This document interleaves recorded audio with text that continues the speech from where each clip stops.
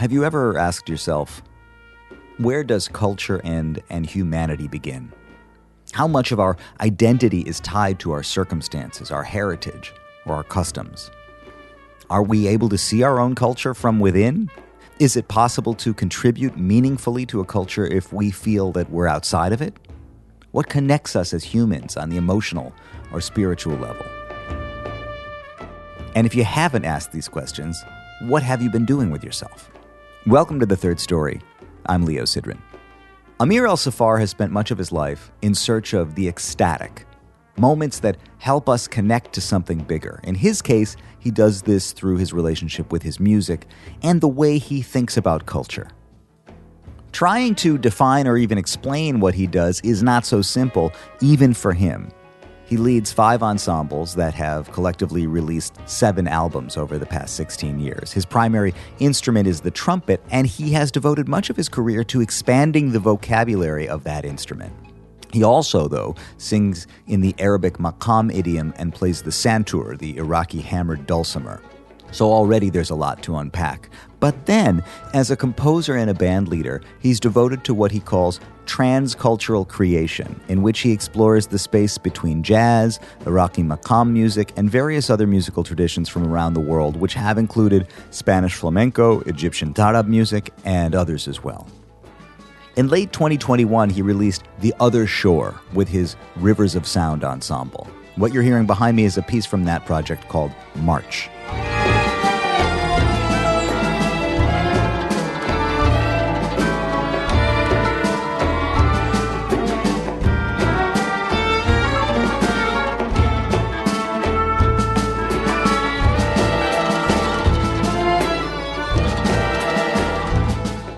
We spoke recently about his ongoing search for the ecstatic by way of what he describes as the vast sea of connectivity.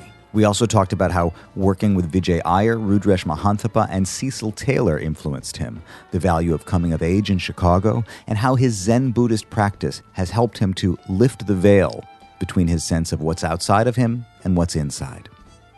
I first reached out to Amir ElSaffar in 2018 after I interviewed his high school pal, Joe Goodkin, who really encouraged me to talk to Amir as well. And we finally found the right moment to connect last month. Third-story.com is the place to go to sign up, subscribe, check the socials, and also the archive. I am reminded today of previous conversations with Alexis Quadrado, Jacques Schwarzbart, Falu, Ahinoam Nini, Rudresh Mahanthappa, and Lionel Lueke, all of whom have spent time themselves on the Transcultural Railroad. And talks with Satchel Vasandani, Howard Levy, Kurt Elling, Howard Becker, Woody Goss, and Dave Gemolo helped to paint the picture of music in Chicago. Then it's patreon.com/Third Story Podcast to keep this ongoing story ongoing. As I often do, I've curated a Spotify playlist. Yes, Spotify. And some YouTube clips related to our talk today, and those are available on the website as well. Here's me and Amir ElSaffar talking it down.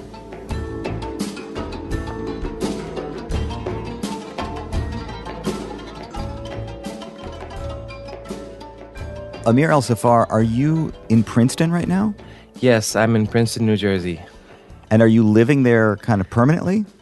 No, it's a temporary home. I'm normally based out of Brooklyn, New York, but this year is a bit of an exception, partly because my partner has a fellowship at the Institute for Advanced Study, which is affiliated with Princeton, but is kind of an academic bubble, a bit of an elite institution that has its main association with Albert Einstein, because he was one of the first members here when it was first founded in the 1930s. But I also have an association with Princeton University because last year I was on a Hodder Fellowship, which is an arts fellowship. They give out 5 every year, and I had applied to it pre-pandemic, just thinking that it was time that I take a break from all the touring and residencies and composition, and wanted to have a haven where I could do some projects, but also have a bit of financial security. And then it just happened to fall during the pandemic year. So it was my life raft that got me through at least the first 9 months or year of the pandemic. But I did not have a chance to engage with the faculty and the students the way I normally would have. So I'm also making this opportunity, just the way it's worked out, to connect with some of the composition department. And next semester I'll have some pieces performed as well. So It's a moment, and I'm trying to make the most out of it right now. You grew up in the Midwest. You grew up outside of Chicago. Mm-hmm. You must have had the experience on some level of discovering music and becoming a musician with a sense of trying to get closer and closer to the center of where things were happening. So maybe removing yourself from Brooklyn and spending some time in Princeton is a kind of return to that energy of being outside of the hub of it and finding some space. I just wonder if maybe there's some familiarity in kind of being outside of the scene in that way. I think definitely being outside for a short period is healthy. And I mean, also because I think this will hopefully soon to be post-pandemic world, although we're edging along very slowly toward that. But I think certainly for me and many artists I know, we're kind of reconsidering our role in the world, and also how can we be most effective as performers and artists, and how can we reach audiences, because some of the traditional ways, which mostly live performance and touring, we haven't had those outlets for the last year and a half. And while it does seem to be returning, and I've had some gigs in Europe over the past few months, doesn't seem to be as robust and as reliable and as full as it used to be. And that said, part of why I mentioned this Hodder Fellowship, I was really running myself thin with constantly being on planes and going across the Atlantic to do, 3 days with one project and then come back to New York to work on another project and fly to California. And I was really getting so dizzy and losing my own sense of my center through that, and feeling the exhaustion over the course of years. And I don't know if that's a sustainable model. Being successful in the arts takes its toll on our health and our mental well-being, and at some point even on our music, it's on our practice. So for me, it's kind of a combination of the pandemic year and now living in Princeton, like next to a beautiful forest. It's a nature preserve. We can take long walks and meditate and consider how to move forward as the world begins to open up again. I can imagine how exhausted you must have been, because it's exhausting just trying to organize an understanding of your career from the outside. And as you say, you bounced between a lot of projects. I mean, some artists are sort of committed to a project or a couple of projects, or maybe it's sideman collaborations with people and then your kind of own solo project. But it seems like the way you've operated is to kind of generate a series of specific projects with specific values and lean into each one of them, so that at any given time in any given year, you might be operating inside of 3 or 4 or more fully developed operational projects with different personnel, different sources of inspiration from different parts of the world. Can you talk about why and how you've come to approach your career in those terms, if that makes any sense? Mm-hmm. Yeah, there's a basic intention of creating music or musical situations that reach across boundaries, or finding connections between traditions and musical languages from around the world. I mean, that's, the Two Rivers Ensemble, which has been my main ensemble for the last 15 years, is kind of the beginning of that, which is Maqam from Iraq and then American jazz, which are two musical styles that I've really lived in and spent a lot of years researching and studying and performing in. But it's true, over the last several years, it's really branched out. And partly it's been from commissions that have come from European institutions. In particular, I was composer in residence in France at the transcultural music department of the Holloman Foundation, which is a sort of an incubator for musical projects and residencies. But as composer in residence, we were doing, supposed to do a project every year. And I took that very seriously. And each project had some element of a research and an inquiry into something that had been a burning question for me for a long time. So in one case, it was a contemporary ensemble from Belgium that I wanted to really write a fully scored work that fully explored some of the microtonal ideas that I've been working out on my own, that sometimes in improvised settings with jazz musicians, those ideas get diluted, because unless the improvisers are really set on exploring that same tonality, it's tricky.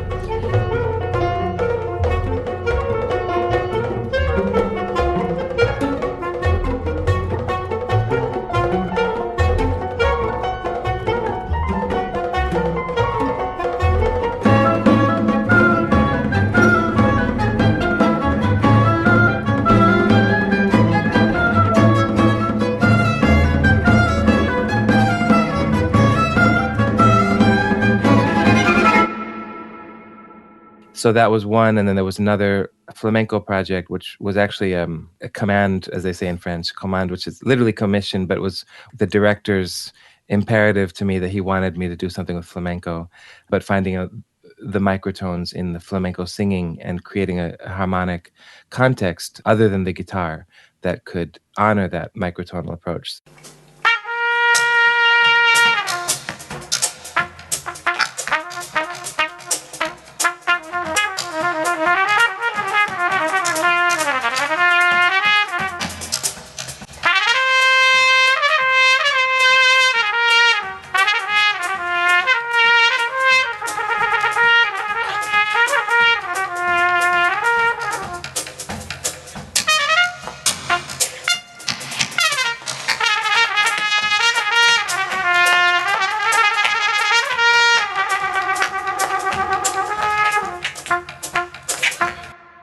But yeah, it was partly by design, but a lot of it has been just me responding to what comes up, the opportunities that arise, but never with a compromise, never doing something just because, pays the bills. I've been fortunate that everything I'm involved in, I feel deeply committed to and passionate about. So I read a quote of yours in talking about the newest release of yours, The Other Shore, but I think it's probably something that you've said before, that said that you are interested in, essentially, I'm kind of paraphrasing, but interested in revisiting our relationship with culture, or what culture is.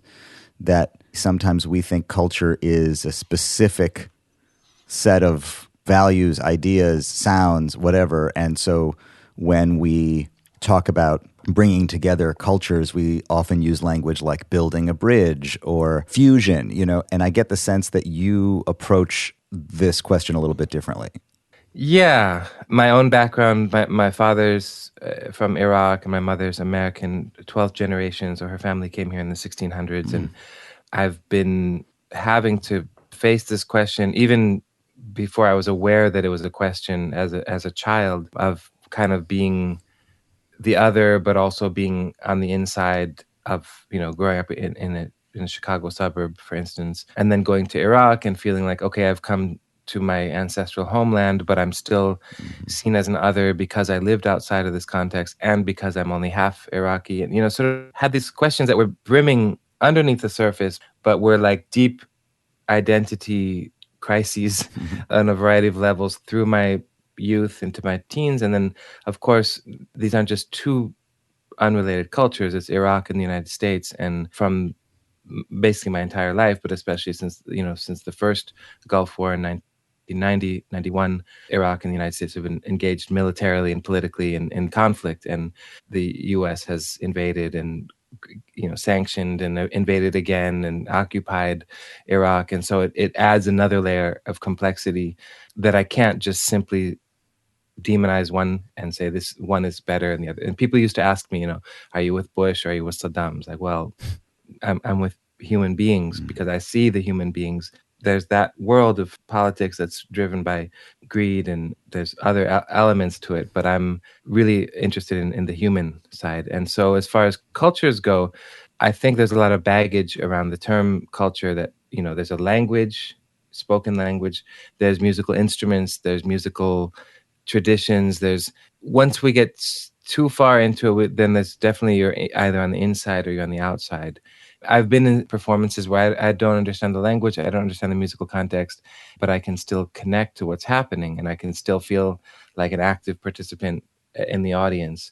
But I've also seen the opposite happen, where somebody's sitting, like we're performing Arabic music and someone gets uncomfortable because they don't know what's happening and do I belong here?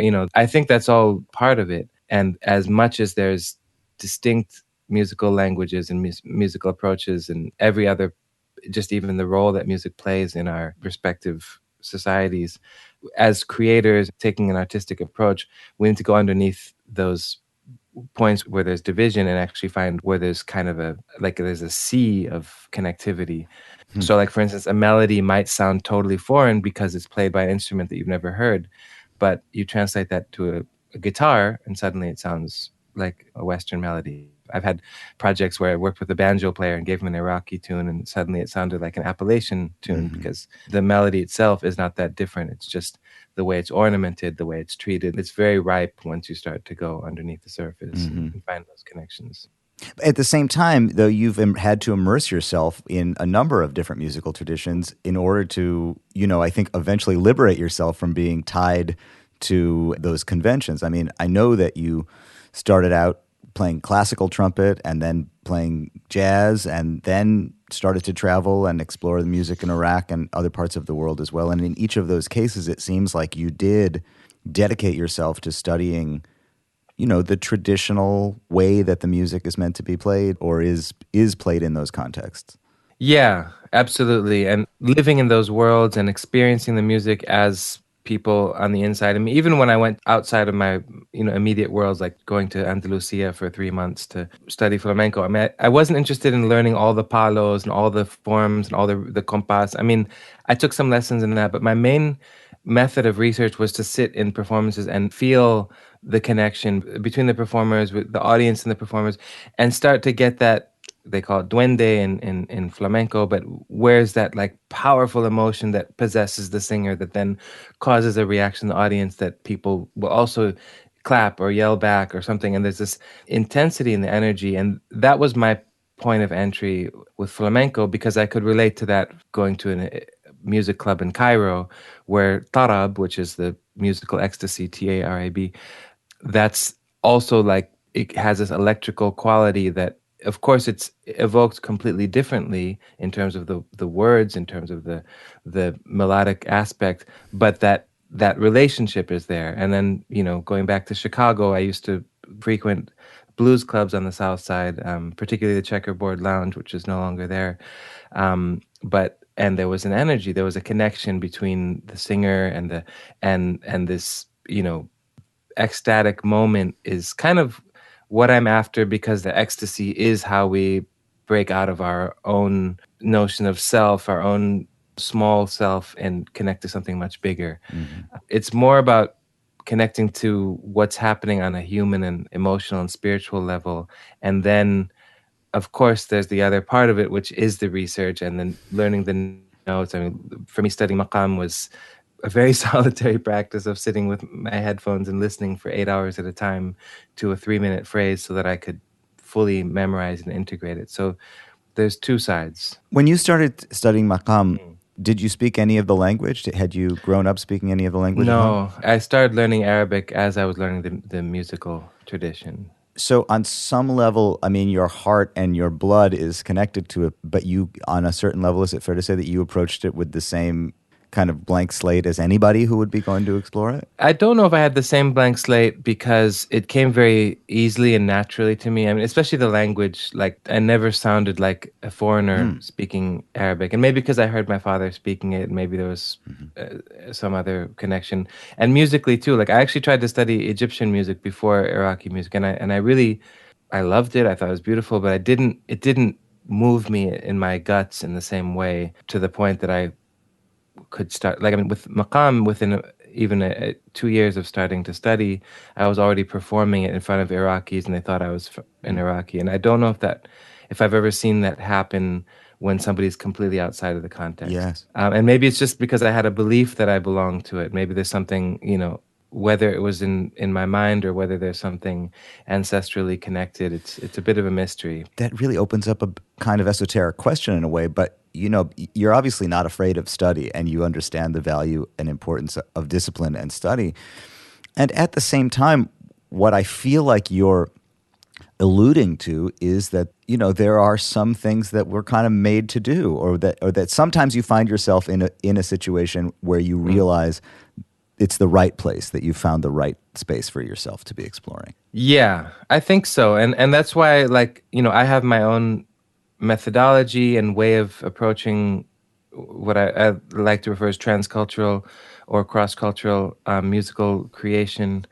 But I don't say that this is the way, this is what everybody should be doing. I mean, it's very particular to my own background and to my own experience, the combination of Iraqi and Western through living in the United States, classical music and jazz and all the other musical styles that I was exposed to and performed. I used to play blues and rock guitar when I was younger, and all of that comes up because it's just the amalgam of my experiences. And I think that that's what I'm meant to do, or what comes naturally to me. And I think that's the best that artists can do in general. I mean, if somebody really has a passion, I've seen it where people just, they don't know why, but they have a passion for Arabic music and they don't have any, ancestral connection to it, but so there's something going on. I don't say it's more valid for somebody than it is for somebody else. Mostly it's about listening to what's going on inside, what pulls you, and following that and honoring it, whatever that musical style, it can be anything. I don't like it when people suddenly feel like, well, I only know Western music, I feel so limited. Well, okay, I mean, Western music is as expansive as anything else. Everything is limited and in its own way, and that's where you're able to find the infinite. Is maqam a common form of music today? Is there a lively scene? I get the sense that actually you're one of the final keepers of this flame. Yeah, it's hopefully not, I'm not one of the final performers. I think it will continue, and there is a bit of a renaissance in the last couple of years in Iraq, of young performers that are really taking an interest in learning and performing this music. Like on Facebook, there's groups that are discussing and sharing and performing maqam. So I think there's hope for the future, but over the last century, there's been a gradual decline in maqam practice in Iraq that basically is a direct or an inverse relationship with the onset of modernity. So first from, like in the 1920s when Iraq first became a state, there was also a lot of technology that allowed first Egyptian music to be introduced. And Egyptian music is a bit more catchy and sort of easier for people to learn, and that became associated with modernity. Actually, even though Egypt is still part of the Arab world, they'd had 300 years of connection to Europe, whereas Iraq had basically no interaction with the Western world. So there was a radical shift that happened in that period, and then more so in the 50s and 60s as more cosmopolitan and modern life. The thing about maqam is it's very slow, especially at the beginning, and it takes a certain state of mind where you're just empty of thought to kind of get into it. If you're just putting it on the background, or if you're not fully focused, it's hard to relate because there's so many details happening and there's so much. And it took me a long time to just tune my ears to hearing that way because I wasn't used to listening that way. So, and a lot of Iraqi audiences don't really listen that way anymore. But then especially the last 30, 40 years with the wars and occupation and political oppression, it's been much less. Like whatever institutions were keeping maqam alive have dissipated. But now it's, like I said, it's kind of resurfacing. So, yeah, not too many performers. The main singer, the one who really knows the entire tradition, there's one person alive right now. His name is Amir ElSaffar. He's my teacher, and I brought him from Iraq to the United States. He's living in New York right now. So we're trying to keep things going and keep the flame alive, even in this context in the United States.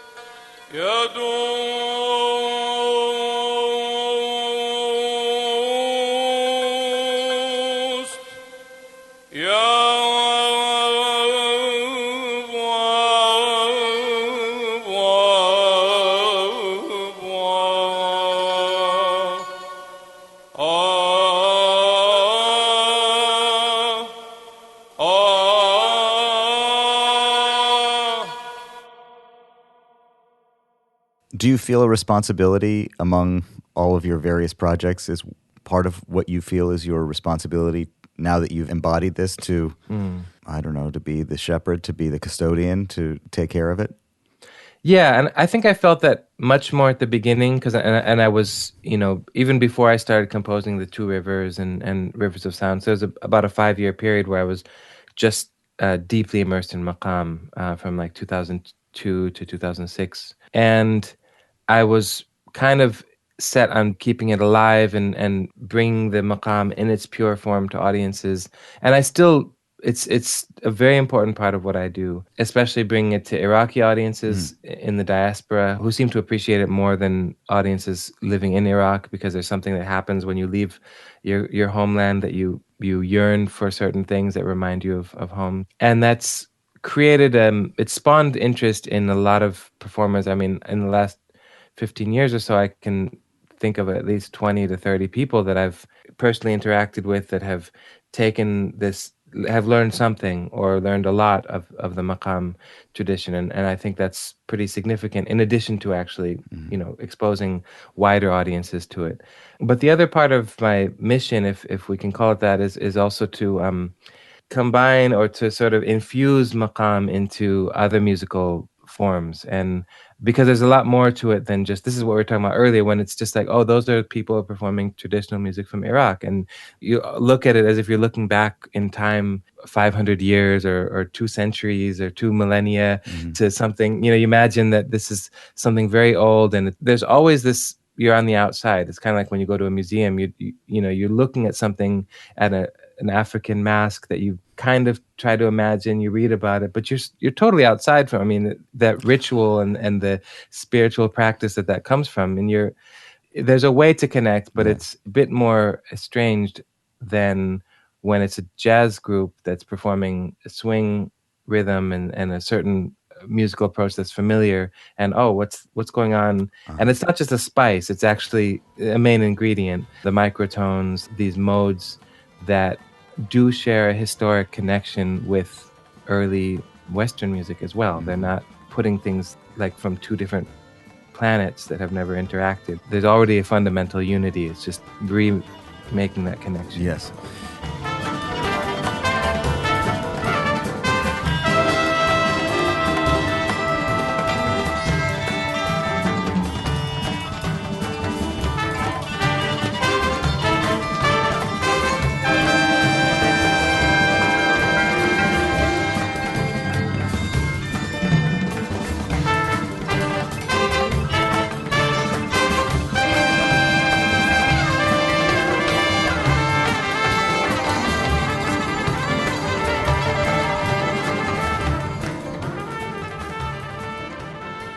What I hear you say is history isn't something that happens in the past, it happens to us in the present, and we are in history now. The same thing I think you're saying is true of culture. Culture is not something that happened before and we're trying to keep it alive from the past. That culture is happening all the time. Culture is constantly evolving and changing. And you said this thing about how often when people leave their homeland, they want to stay connected to the traditions of that place from afar. But something else that happens is when you are removed by a generation or two from the homeland, particularly I think it happens in the context of the United States and the ability of American popular musical forms to absorb so much that people revisit their traditional roots. And I know that when you first were starting, you were working with Vijay Iyer and Rudresh Mahanthappa, two other jazz musicians who had in their own way started to explore how would one introduce their own cultural and musical heritage or their family's heritage into the music that they were playing. And in all three cases, in your case and in their cases, jazz was a convenient vehicle because I think it is so malleable and can accept so much external influence. Yeah, absolutely. Yeah, I mean, it was really from meeting both of them, Vijay and Rudresh, in 2000 when I first moved to New York. Actually, I knew Rudresh from Chicago. I studied with him years before that. But this interest and real engagement and connection, not just adding an instrument and kind of making this world music amalgam, but actually going and researching and then finding a way to create a new connection. And I think, jazz, because it's such an open art form and its forms are, like you said, malleable and the rhythms are also not strict in terms of being 4/4 with bass drum on 1 and 3 and snare on 2 and 4. I mean, there's a lot of openness and malleability.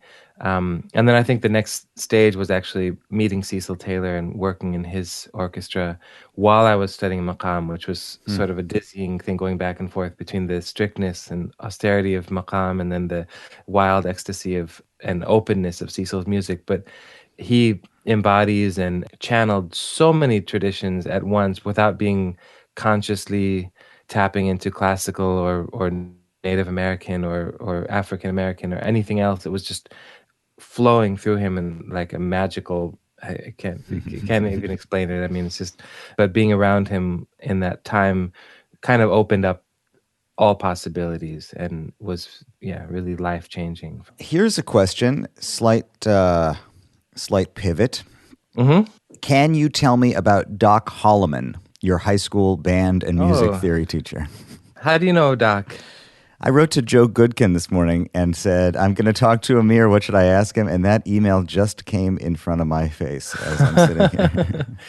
Yeah. Doc was so much fun. Joe Goodkin's a wonderful guitarist and songwriter and specialist in Greek tragedy. He and I were in Doc's theory class, junior and senior years maybe, at OPRF High School, Oak Park River Forest. Doc was the orchestra conductor and the jazz band. He was actually the jazz guy at OPRF, and then when the orchestra conductor retired, then he took over the orchestra. And I think he was much more comfortable in the jazz environment. He played trumpet, actually mostly flugelhorn, and yeah, he was super encouraging and always giving me something to check out. Like he'd just throw me a Chet Baker record and say, "Go listen to this," and then, I'd come back 3 months later and have transcribed something, and we were constantly in conversation about it. But he was mostly such a wonderful presence in that he didn't have a lot of ego and a lot of self. He wasn't inserting himself into anything. He just wanted us to do great and to succeed, and it was always having us in stitches because he had an incredible sense of humor about everything. So I wish I could remember some of his jokes right now, but it's been a couple of decades. He retired and moved to Colorado, and I think he was conducting. He had an ensemble called Ethos for many years that was combining jazz and classical. He was really into third stream. Interesting. The Gunther Schuller approach of combining jazz and classical. So yeah, it's interesting. Now that I think about it, maybe he also planted some of the ideas in my head early on. So thanks, Joe, for the question. Well, I was thinking in preparation for this conversation about the maybe quiet influence of Chicago on your conception because, conveniently you came out of a space that was, first of all, home to so much blues and the kind of traditional anchored swinging feeling of Black American music and jazz, Yeah. and also the art ensemble and all of the openness that comes along with that. And then here comes you with this trumpet and with a wide interest and the classical tradition there as well, and then here you come with this interest in trying to find ways to recombine things that maybe Chicago was kind of the perfect place for you to have come out of to end up doing what you did. Yeah, absolutely. And that was why in your first question about being outside of the context, I actually felt like Chicago was so much, I didn't feel outside at all when I was there because there was so much happening. And I was also lucky I don't know, I was 17.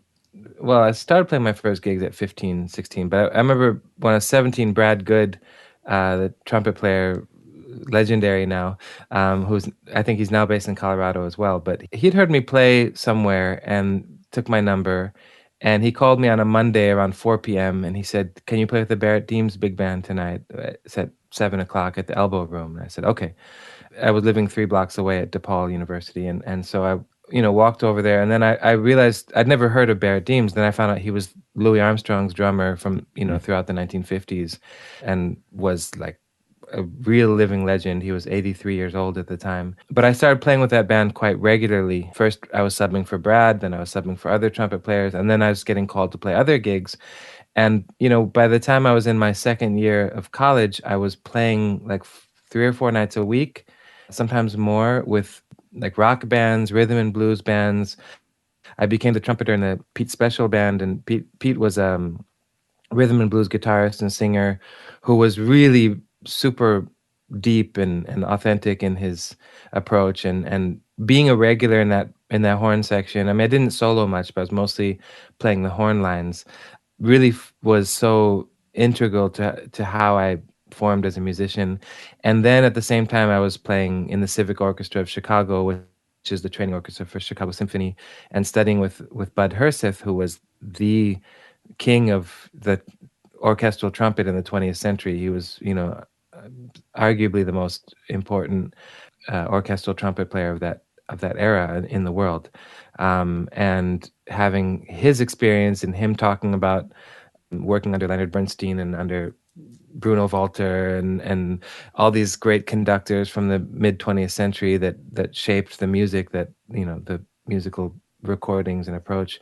So it really was this very rich and inspiring place for me to hone Yeah. my skills. And I think if I moved to New York at 18, I wouldn't have had those opportunities.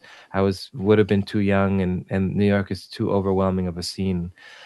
So I'm glad that I stayed in Chicago until I was 22, I think, when I finally moved, Yeah. because I had so much exposure and opportunities to play in different contexts.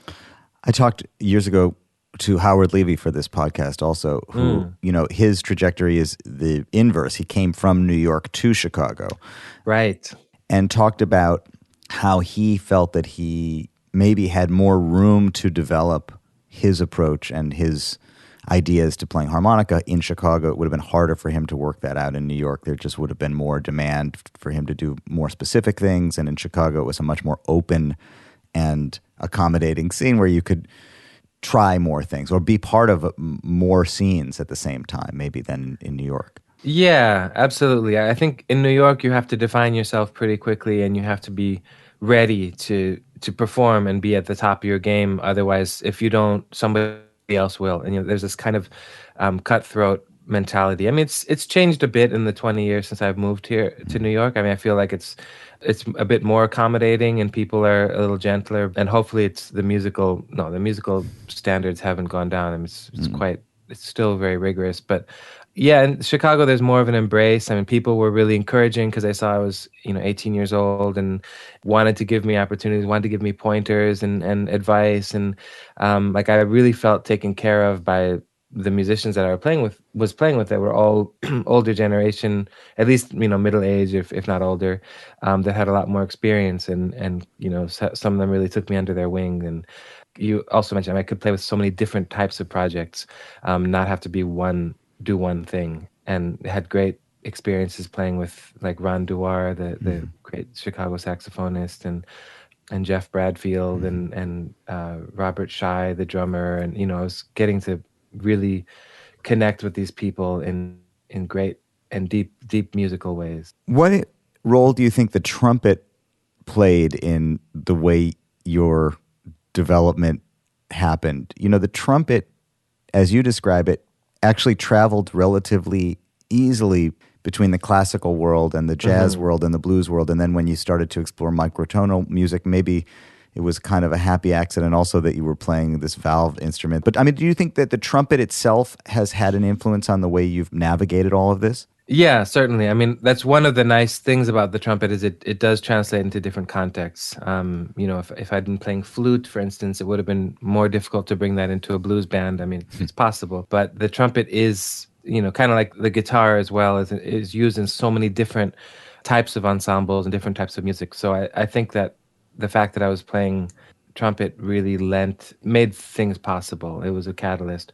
It's actually very tricky to play microtones on the trumpet, though, because you only have 3 valves, but then there's these 2 slides, and by using a combination of alternate fingerings and some fancy slide work, you can get there, but some modes are easier than others, and it just happens that the notes that are most required in Arabic music, namely E half flat and B half flat, which are between E and E natural, and E flat and E natural, like this half tone, quarter tone, is very tricky on the trumpet. So I, had to kind of revisit a lot of my technique to make those notes playable.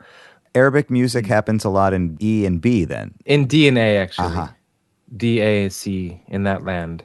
Then the second degree is the E, and that's the one that you half flat, or the 6th degree, which is the B half flat, depending on where your tonic is. But it's actually very similar. It's like having the major scale. In the Greek modes, you have Ionian is the major scale, as we now call it, Dorian on the 2nd degree, and Phrygian on the 3rd degree, etc.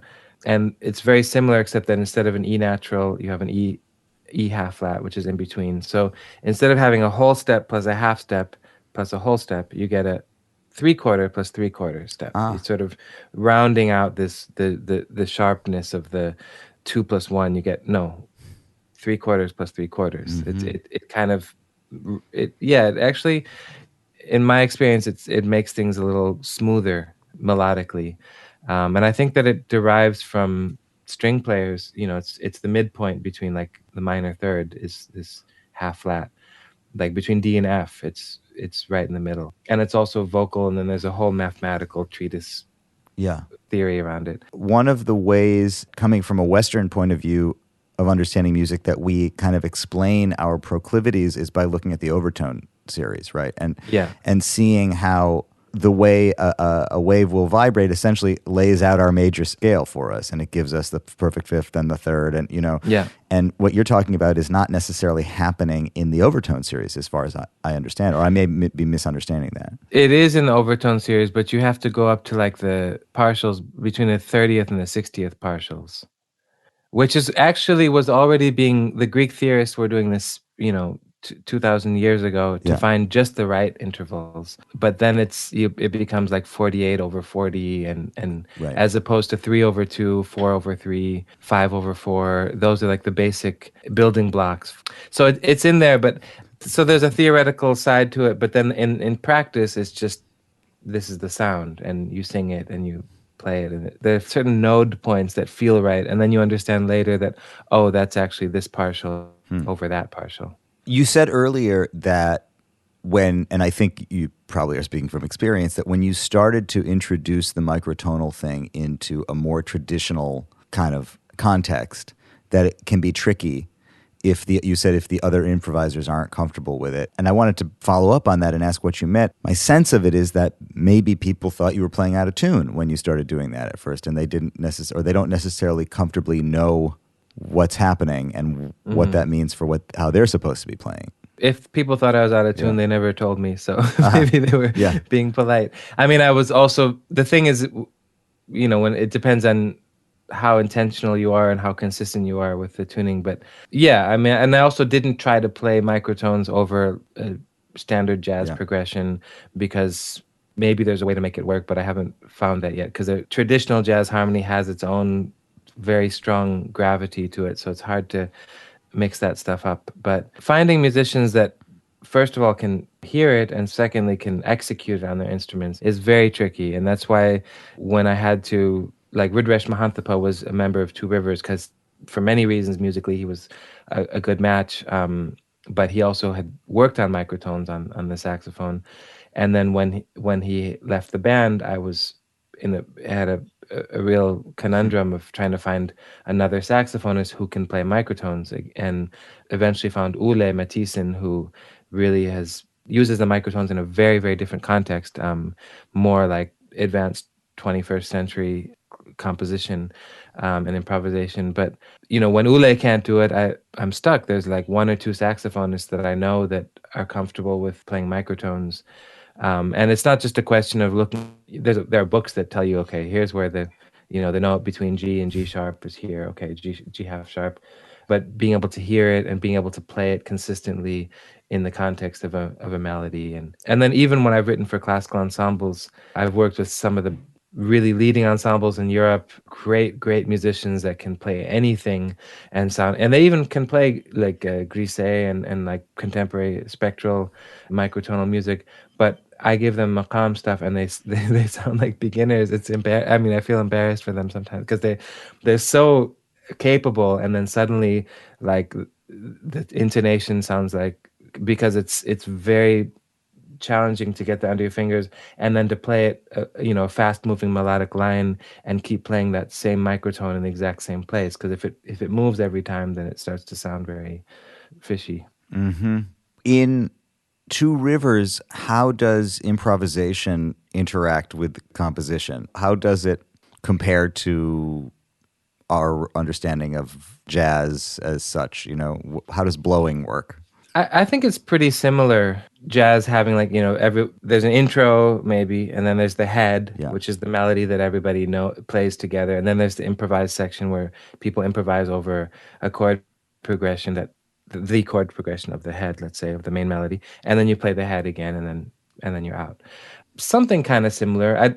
My music doesn't necessarily have chord progressions. Occasionally there are repeating figures like a 3 bar or 8 bar form that repeat, but because it's maqam based, which doesn't use chord progressions, it's usually more like a modal jazz. So, but like most of my tunes, like if I go through my recorded work with Two Rivers, I think they generally follow that format of, a melody, then an open blowing section, and then the melody again. Sometimes I structure a little bit differently, but that element is kind of, yeah, it's fairly consistent with jazz practices.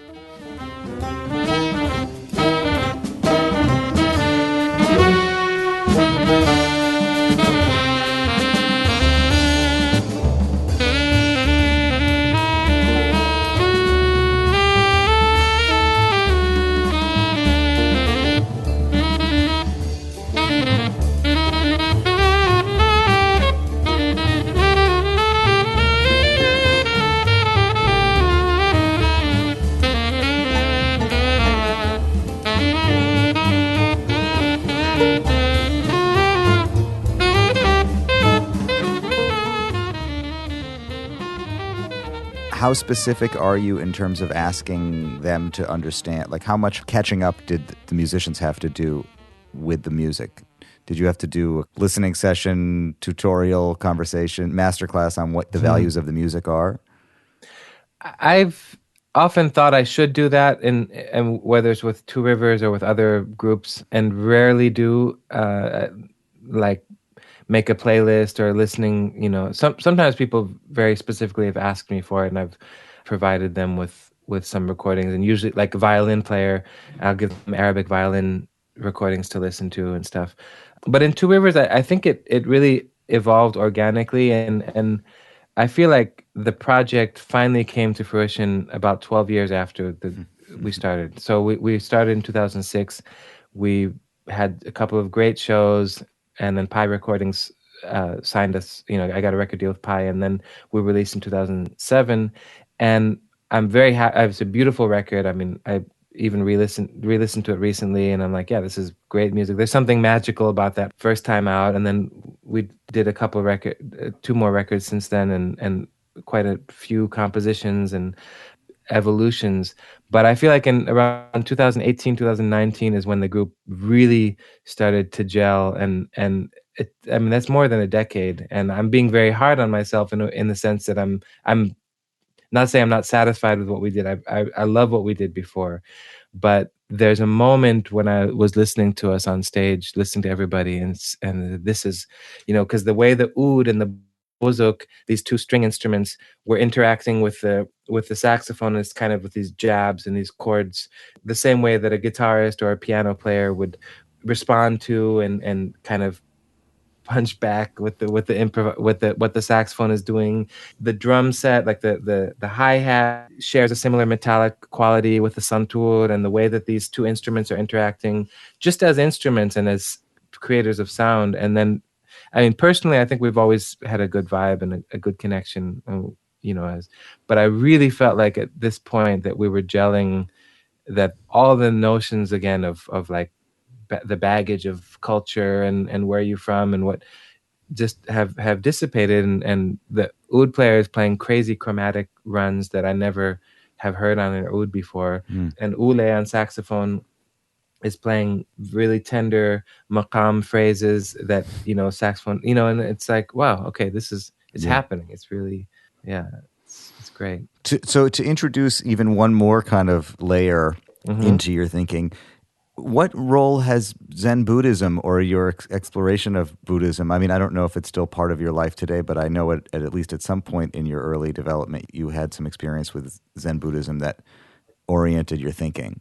Yeah, it is still an important part of my life. I don't practice as much meditation as I used to. I mean, I find it more through my, the way I practice trumpet and the way that I practice santur and sing is my meditation. But I was very fortunate at a confused moment in my life when I was 19 years old. I was looking for some anchoring and spiritual anchoring. I mean, I had sort of a rough few years before that in my family life, in my personal life. And I found a Zen Roshi named Kongo Langlois Roshi, who was actually the first ordained Roshi in the United States. And he was also a jazz musician. He'd been a piano player. He studied with Chris Anderson, who had been Herbie Hancock's teacher. And, we had a lot of connection, not just sometimes we just sit and listen to records together. But my 3 years of study with him, I used to see him every week, and I learned some Qigong and some Tai Chi, but mostly worked on Zazen, or sitting meditation. And it's hard to put into words actually how and why, but I think that my ideas of things being rigid entities, and my sense of what's outside of me and what's inside, and those divisions have kind of dissipated and shifted thanks to my meditation practice. The veil between outer phenomena and what happens to us and what we think is and always reflecting on my own reactions and being tuned to my own inner dialogue and inner stories, but also physical stuff going on, like how do certain experiences live in my body. I mean, Zazen, when you do get to a point when your mind is, I mean, we never really stop thinking, but mind is a bit quiet, you start to feel things and start to become aware of how the body is processing and is connecting to life experiences. I think I listen to music in a much more embodied way than I had or would have before, when it was more intellectual for me. So kind of thinking with the body, because the body has incredible wisdom that our brains are, and especially our ego mind, is really lacking in. So. And was this the teacher who said to you, when you said, I'm trying to bridge these two into one, the teacher said to you, stop thinking of two?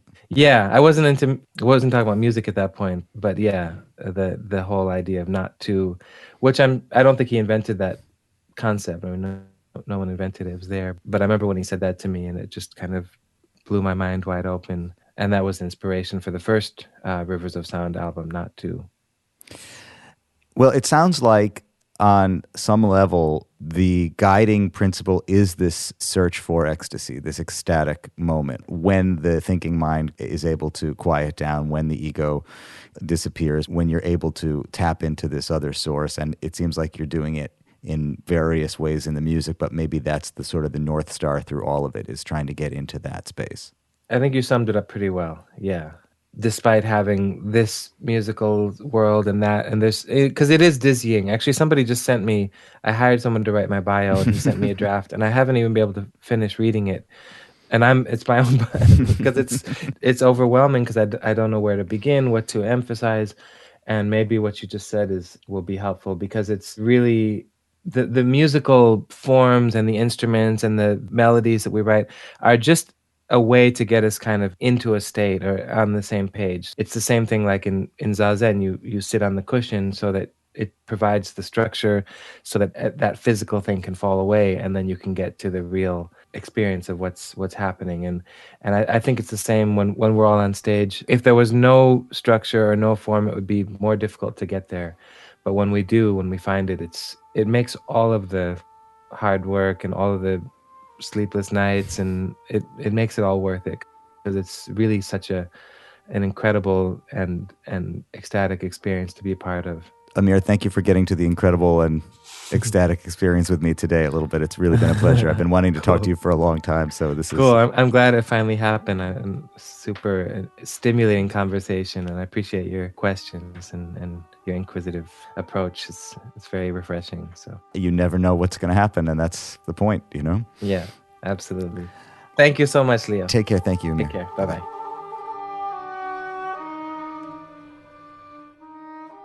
There he was, my friends, Amir ElSaffar, the thoughtful, sensitive, transcultural musical searcher. What a pleasure.